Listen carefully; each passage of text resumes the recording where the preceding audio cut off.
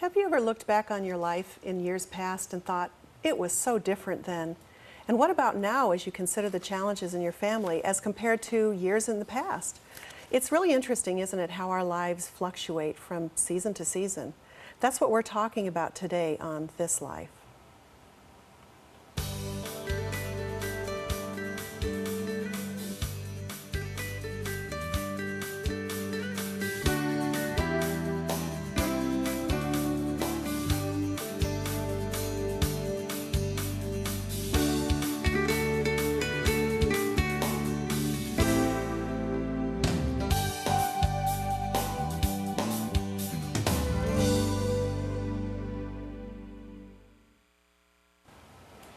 Today on our show, we're talking about family life stages, and I have 5 facts that I'd like to share with you, ladies.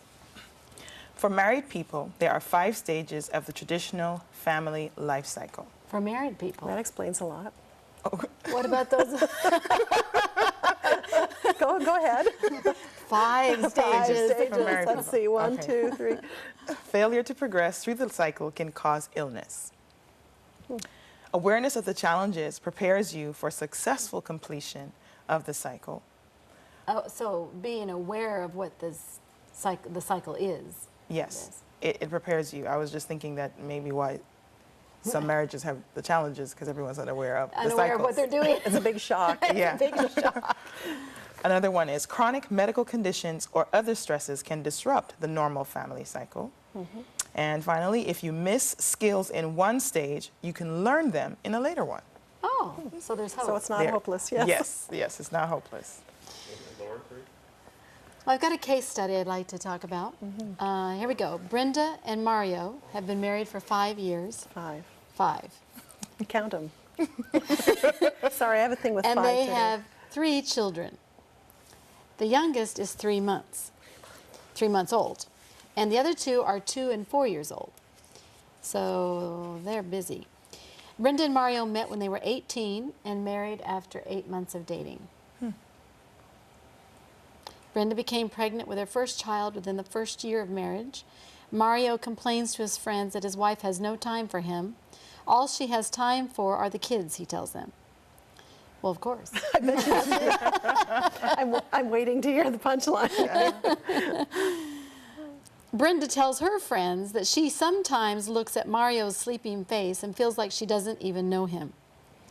They both silently decide to themselves that once their kids are older, then they will focus more on each other. Does that sound familiar? I've heard that before. Yes. A lot.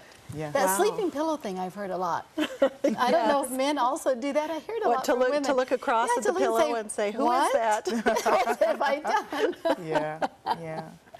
Well, you're describing a family in a very early stage of family life, and it's shocking to have kids in the family. You know, we just got puppies over the weekend, 8-week-old puppies, and my whole system is shocked. You know, when you have babies right. that you're responsible for, it's all the greater, isn't it? Yeah. Well, let's talk about what the family life cycle is. Okay. Right. And because I'd like to talk more about the puppies. I think that's actually a huge. No, it is. It's a huge issue actually. So let's take a look at some slides. The first slide talks about what the family life cycle is.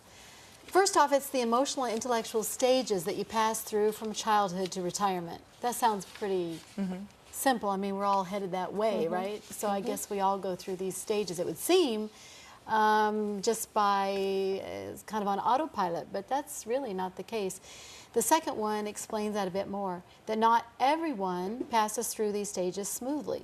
That when there's an illness or a financial problem or death of a loved one or stressors like that, then we don't pass through them in the same way or pass through them more slowly or pass through them unsuccessfully. Now, can I just clarify something? It sounded like those are stages that every individual goes through, but you're talking about a family life cycle. So the whole family goes through stages, right? Right. Okay. But it does raise the question of what is a family?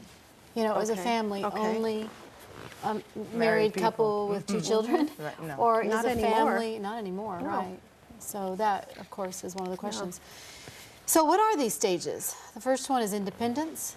The second one is coupling or marriage. The third stage is parenting, which includes babies through adolescence, although these days children are staying home longer and longer. saw a cartoon where a young man was hanging on his wall this college graduation certificate, and his parents were standing lovingly in the doorway and on the side saying, "Do you think he'll leave now?" So parenting goes on sometimes longer than adolescence. The fourth stage is launching adult children, whenever it is they're launched. And then the last one is retirement or senior years. So those are officially the stages. It sounds kind of like, well, like, of course, everybody knows this. So what are we talking about today that isn't so understood? What sort of new information do we have? Let's go back to maybe the puppies, but go ahead. Well, I can talk about the puppies, but you know, the thing that came to my mind was that a lot of people are just in shock when you say your family is in this stage, so naturally you're going to have some difficulties. You know, and we know that marital satisfaction follows the family life cycle. So Brenda and Mario, is that Brenda who it and is? Mario. Brenda and Mario, their relationship, of course, they're going to be running on empty because they don't get enough sleep. They've got little kids with great demands. It's going to be rather difficult for them, don't you think? They've only been together, they only dated for 8 months, then got married, then got pregnant. Yeah. There wasn't enough time for them to even get to know each other as a married couple before the children came in and took them into the third stage. But you know, a lot of families are like that, and a lot of couples get married pretty quick and start a family quite soon. And culturally too, there's a cultural piece too. So some cultures get married, start a family right away. Well, let's just look at this. It says Brenda and Mario met when they were 18. So they're both 18. So when you look at the first stage of independence, there hasn't been a lot. Because they've been in college and maybe still at home. And so that stage is not well... They haven't lived it out enough. They haven't fleshed it out enough. Then they go to the coupling or marriage stage, and they were married for, what did it say, 18 months before... They had you said in the first 8 year. Within the first year, that's right. So they Had a dated baby. for 8 months, and then got married and got pregnant within the first year. So the first two stages are completely... You know what I'm thinking too is there's that individual development, and when you're a teenager, I mean, I can remember this being big enough, old enough to do my own thing, but young enough not to have all the answers, but too, I don't know, too embarrassed to ask my parents for things I didn't know. And I think a lot of kids are like that, actually. That's one of the reasons why kids get in domestic violence situations. Girls don't get out because they feel like they should be adults, but they're afraid to ask questions and say, this is happening to me. So they want to prove, that's the word, I want to prove that I'm an adult, but I'm really not. The oldest I have ever felt, not that I was, but ever felt, is when I was 14. I was, in my head, I was grown. I was. And what's happening? I've been afraid, you know, it's like when you hike, you're very courageous until that one time when you almost fall, and then you're not. It was like that. At 14, I hadn't encountered any. And I think, you know, when we look at Brenda and Mario, they're young in their, not only in their age, but in their stages. Absolutely. And so now they have these little beings to mold, and they haven't even been little beings, in a way, you know, they haven't lived. And one of the interesting things about being an adolescent, wanting to launch out into the world, wanting to be independent, you think you know everything. It's not even so much so asking for help. No one can offer you help, really, because you have it together. I know exactly what I'm doing. And you won't take it. And you may even look. Like, I know my 12-year-old nephew, he looks 15. And I have to keep telling myself, he's only 12. That's why he does what he does. But, you know, people think and act bigger sometimes, older. And they are not even aware.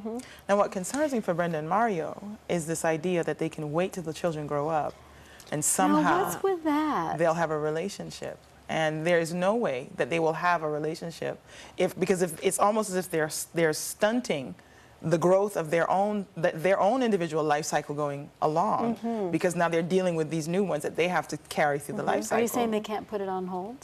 No, I don't think they can. Oh, no, because at the end of the time, there's not enough payback. If you're just surviving, which a lot of people do with little Come on, tiny tell ones. it. Tell us, Dilys. That's right. You survive. Yes, you do. But at the same time, if you're not investing in your relationship all along, then when it comes time to do the work, there's no motivation. Yeah, do they have a choice, really? They've got 3 small kids. Do they really have a choice to invest in each other? Well, if they plan to be married when the children grow up or to make it through, yes, they do. Well, I think one of the tasks that is incumbent on people in this life cycle stage is that they have to develop an intimate relationship together, Yes. and they have to be able to nurture children. And those are competing challenges, right? Yes. And we hear about kids that get neglected because parents are taking care of Their themselves but not the relationships, children. And so it's a really fine balance, and it's frustrating. It curbs the liberty of parents to just take care of themselves sometimes because they're these little people that you've got to consider. And then the other thing too is they're thinking about it, you know, the sense of when the children grow up. It is true. There are things you can't do when your baby are newborn. There are things you can't do when they're just toddling. But you know, so there may be a slowing down, so to speak. But you have to be intentional to make the time. Even if you don't get to go out on dates all the time, make time every day. 15 minutes a day. We're going to talk. When that baby goes to sleep, we're going to talk. And so as they start to grow, if we can stay awake. If we can stay awake. But even if it's just, you know, I love you, honey, and you're holding my hand as we fall asleep together. But just something, you know, not just being like ships passing in the night. But once they turn 3 and they turn 4. While it is true their needs will change in that they won't need you as much as they did when they were newborns, now there's the space now to really start thinking about how do we continue to shore up our relationship and build up. Because if we don't... Let's say you don't want to. Let's say, now this case doesn't say this, but let's just say Brenda and Mario really don't want that time together. They're there for their kids, and the idea of holding the other's hand and saying sweet nothings just isn't of interest. What then? I wonder if why they're together. Is it just to procreate and raise his children and send them But off? don't you think you go through phases where you look at that head on the pillow and say, oh man, surely is not. that? Yeah.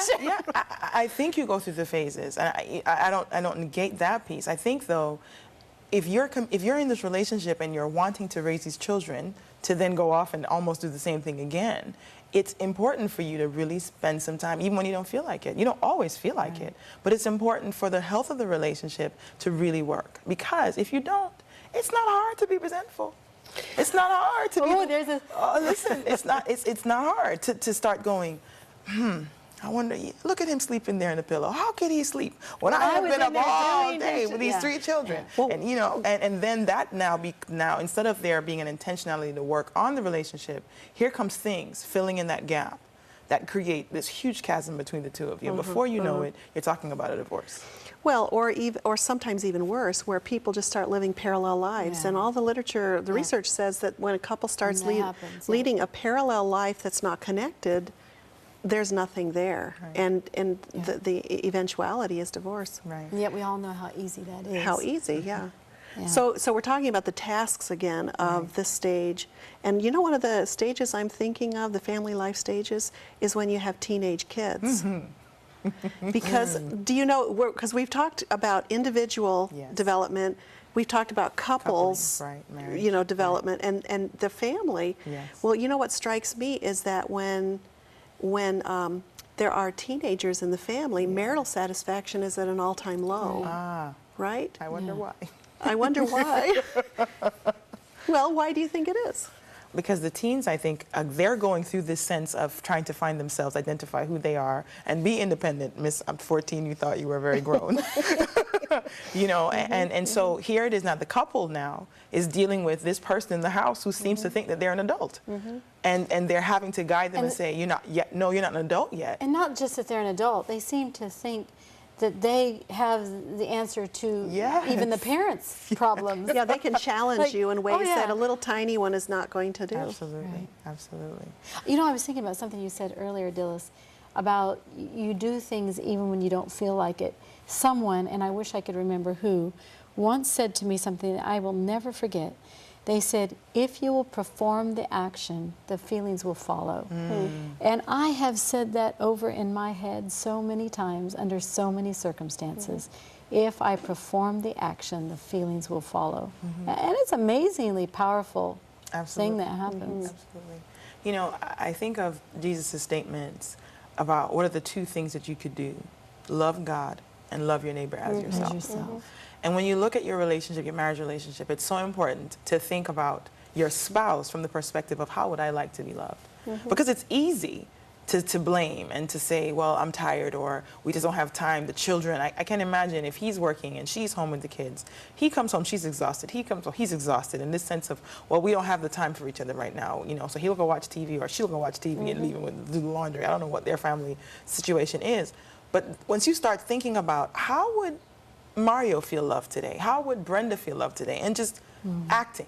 Even if the feelings aren't there, just really saying, you know what, let's work on this. It will make a difference in how they'll end up at the end of the cycle when the children move on. Right, because we hear about people who put it off, and then when the kids are gone, they have nothing. No, they're strangers. They have nothing together, and so Nothing. they just dissolve. They dissolve their marriage. Well, and how to keep your cool when you know that the situation you see right now is not going to last forever. I mean, I just got off of a 2-week, as you know, babysitting stint.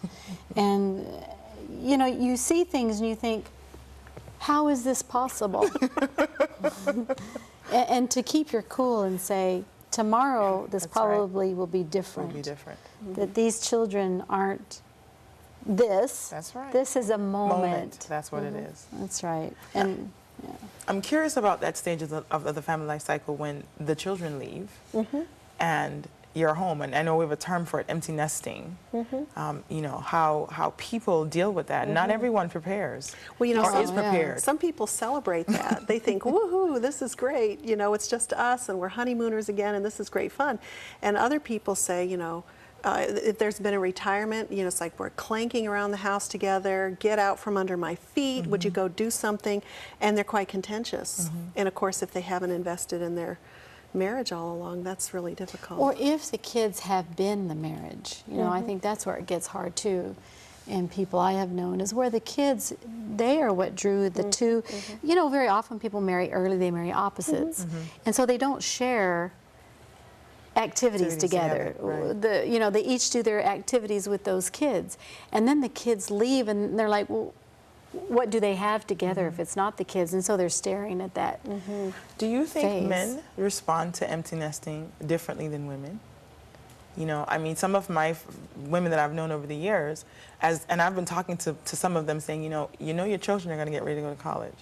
Are you preparing what that's going to feel like in your house when they're not going to be home and you're not having to wonder where, you know, you're still going to be concerned about where they are, but they're not coming home every day. When do you start preparing, Dilys? I mean, your kids are young. Oh.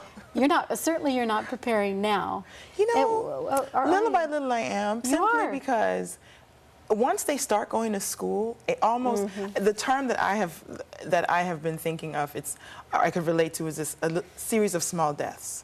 You know, it's just this sense of, and I know it sounds really morbid. This reminds of you and your puppies. Yeah, it's just it's a sense of, they're not home every day anymore. And the person that I'm sending out the door, because our son will be going to kindergarten, should have been going to kindergarten this year. I think part of the reason we're keeping him home is I'm really not ready to let him go.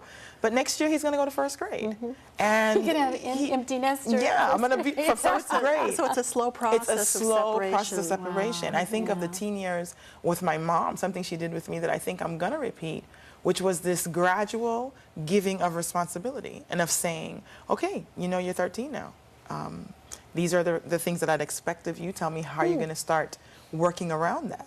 You know, tell me what your plans are. How are you, you know, if I was going to do anything, my mom would say, have a plan A and a plan B. And you might want to C, just in case I ask you some questions. So I had to start thinking. So by the time, and then growing up in a different culture, we finished high school at 15. I grew up in Jamaica. Exactly. So there was a different expectation as well. So it's I think for parents, there should be the stages of saying, okay, I'm gonna let go a little more, I'm gonna let go a little bit more, let go a little bit more. I have friends who are telling their children who are barely 18, I can't wait for the grandchildren to come.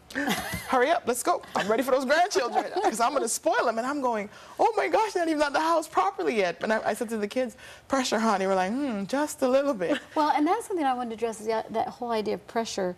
I know my mom struggled when I left home, and yet a gift to me is that she never told me that at 14. I couldn't have. I was ready to conquer the world. I needed to get out. You left home at 14? Well, I went away to boarding school. Oh, okay. I was going to say. You were adult at 14. No, but going away to boarding school Yeah. did leave her, you know, Oh, without sure, me. yeah. And if she had called in tears and, you know, it would have hurt. It would have taken from your It would joy. have taken from my joy. And as sad as I mean, later I found out, and I'm glad she told me then. Right. But I was actually very happy that she hadn't burdened me with that at 14. It would have been too much.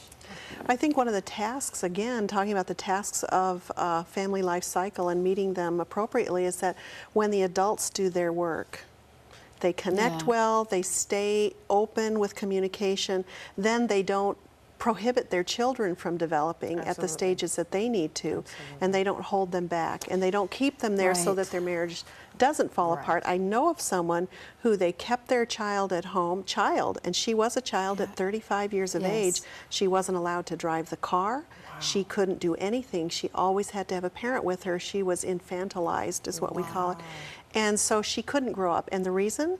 Because the marriage would have fallen to pieces, and it was a big no-no. So interesting, isn't it? So I really think we need to do our own work Absolutely. to prevent our children from falling behind with their developmental stages. One of the things that I've said to our children whenever we hug, they'll see my husband and I hug, and they'll come and go, we want to hug too, you know, and I'll say, yes, you can hug too, but I want you to remember that this is my husband. He's only your daddy, but he's my husband. And one day you're going to grow up and leave us, and we're going to be together. And part of it is not for them as much as it is for me. But it's great for them to see To that, see isn't it. And I need to say it to remind myself, don't get so invested in them that you miss out on developing the relationship that you have with this It's man. a balance, isn't And now it? we're talking about some of the negative parts to not going through the stage as well. And Barbara, you mentioned one about children not being able to grow up. And the second part of that was children trying to hold the family together. Yeah. Well, we have some questions that we've gotten by email, and this sounds kind of like my situation.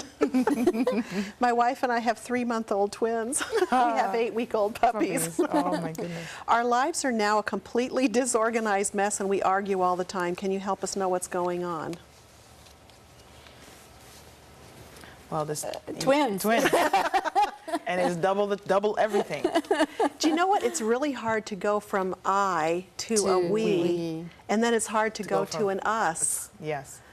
Especially if it's twice as many. Yeah, that's really challenging It to have a is. multiple. Do you know what you know the word I love? I love the word normal. You have twins, your life is chaotic. That is normal. That's a new normal. That's That's your a new new normal. normal. Uh-huh. And I think if you spend too much time saying, oh dear, what's wrong? We don't have it together, then you're looking for something that isn't reality. That's normal. Now the question is it disturbing to the degree of not Not being able to functioning well? function. Yeah.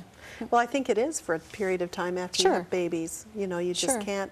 can't keep up. You don't sleep. And you know, one of the things I would say, especially for that couple or for any couple with newborns in their future, ask for help.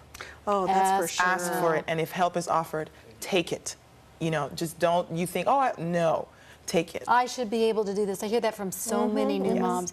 I should be able to do this. All my friends It's not did rocket this. science. Well, Right. Yeah. And that's because so many moms have not been truthful. Yeah. And we have not shared and said, I needed the help. Didn't ask for it, and I paid for it. Especially if you have twins. You know, that's 2 times laundry. You know, one little child in the house. You do laundry. I start doing laundry on a Sunday.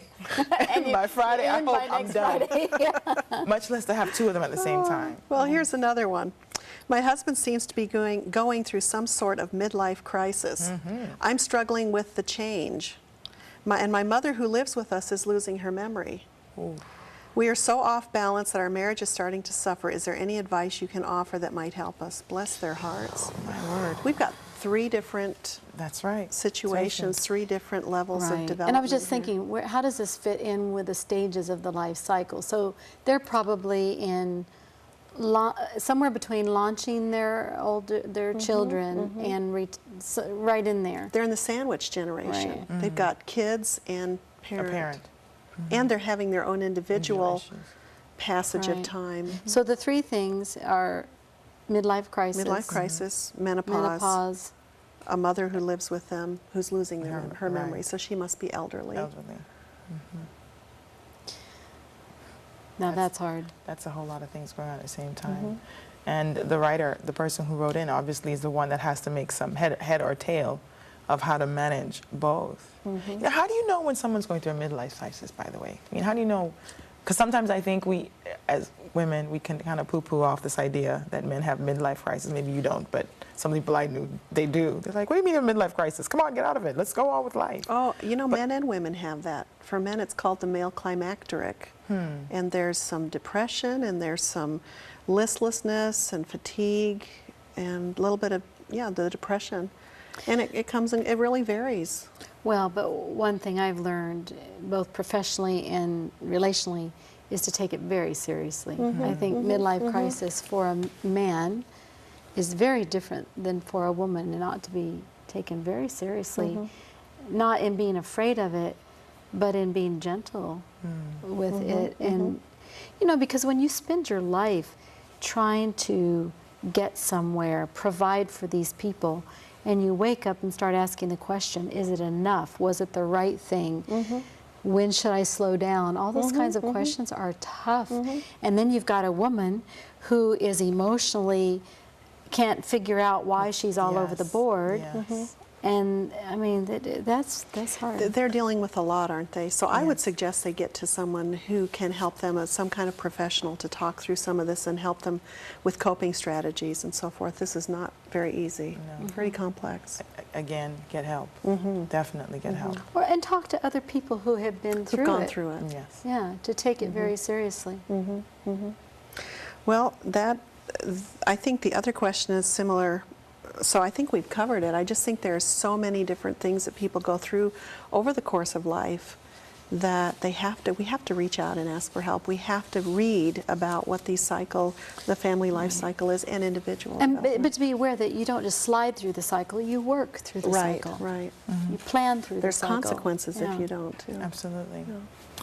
Well, today we've been talking about family life cycles, and it is our hope that you would recognize that if you don't get all the lessons you need to learn in one stage, you can catch up at another stage.